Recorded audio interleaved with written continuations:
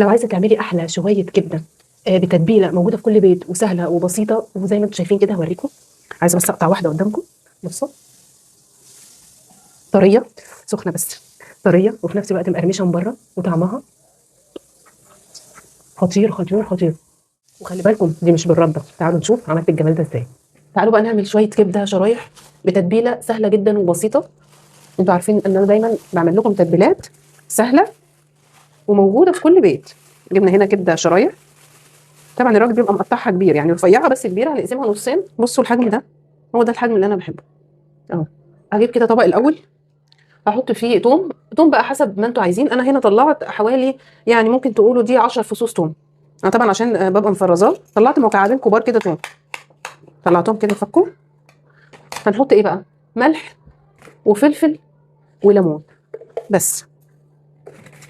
عندك بقى شويه بابريكا عايزه تحطيهم، تمام. عندك شويه توابل مشكله، كزبره، كمون، اي حاجه، بس ابسط حاجه تحطيها هي الملح والفلفل والليمون والثوم. طبعا الثوم ده اساسي. عندي هنا 3 ليمونات، انا جايبه هنا كيلو من الكبده. 3 ليمونات كده، هديلهم بس عصره كده. كده كده انا هحط الليمون ده هنا اهو معاها اهو. تتبيله اهي سهله وبسيطه جدا، مفيهاش اي حاجه، بس كده. شايفين؟ منتهى السهوله. هحط بقى الكلام ده على الكبده. طبعا هي لسه مش فكه، فانا هسيبها كده لغايه ما تفك بيها، هسيبها في الثلاجه. طبعا يستحسن انها تبات في التتبيله ليله كامله، ولكن لو انت مستعجله ممكن تعمليها قبلها بساعتين او 3. المهم لازم تخليها في التتبيله. انا هشيلها كده وهغطيها كده بورق ستريتش او اي حاجه وهحطها في الثلاجه. لما تفك، لما تبتدي ان انا تفك بقى يعني هقلبهم كده ببعض بحيث ان كلها تشرب من التتبيله دي اهي. كده خلاص قعدتها كده حوالي 3 ساعات. طبعا زي ما قلت لكم يفضل ان هي تقعد ليله كامله. هجيب هنا الدقيق، هجيب احط عليه ملح وفلفل بقى، كمون، التوابل اللي احنا حطيناها في الكبده. شويه بابريكا.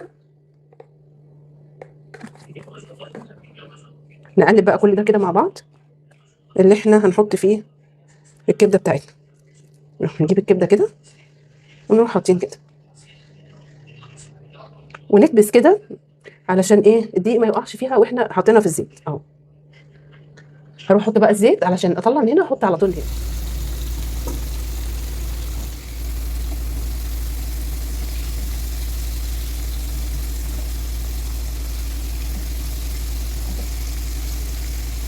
عايزه بس اقطع واحده قدامكم.